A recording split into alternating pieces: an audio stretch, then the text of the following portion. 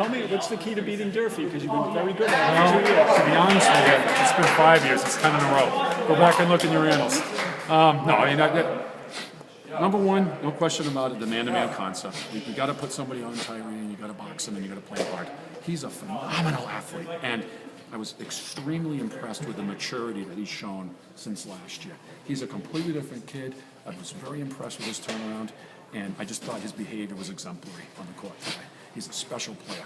But we put Patello on him for 3 straight games now. He's held them to 8-9. My guess is he had a good point total tonight, but he knew he was in a war tonight. And man-to-man concept is we don't really. Thank you, John.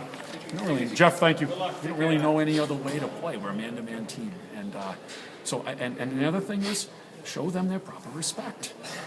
We don't come in here making any assumptions. We don't come in here yapping.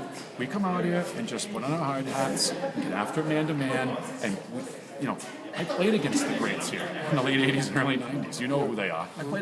Always showed them their proper respect, especially when you come down here. So respect them, play them hard, play them fair, and I think we did that. And it doesn't hurt to hit a few clutch threes late, too. Well, you took the words right out of my mouth. It seemed like every time you needed a key basket in the second half, you got one, and it was a 3. Yeah, what happened was they were sitting in the 1-2-2, and we were pleading with the guys to get into the middle so that they collapse and then pitch to our shooters, and that's the shots we want. You see, when we weren't able to score well, we were going one pass and one chuck. And that is not how we're going to beat good teams. We've got to make the defense collapse, make the extra 1, 2, or 3 passes for the guy who's open, and then those will be more high percentage shots for us. And that's what we're trying to do. Fortunately, Michael and Frankie knocked down a few key ones, and they're special players. They got a lot of special players. I'm very impressed with that team.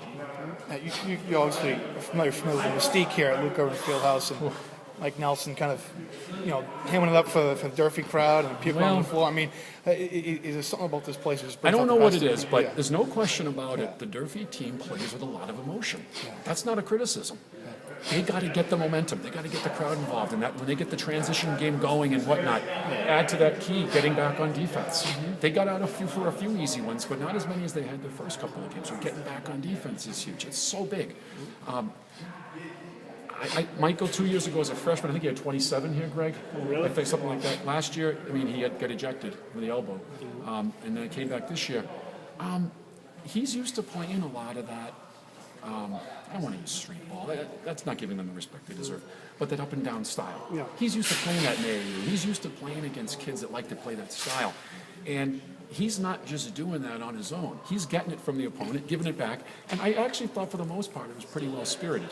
You were here last year, and it wasn't a good atmosphere. No, it wasn't the best. It was not good at all. And I thought that this year there was mutual respect between the teams. I thought it was a good, clean, hard, but fair game. And we just came out on top. But I expect another war back at our place in January.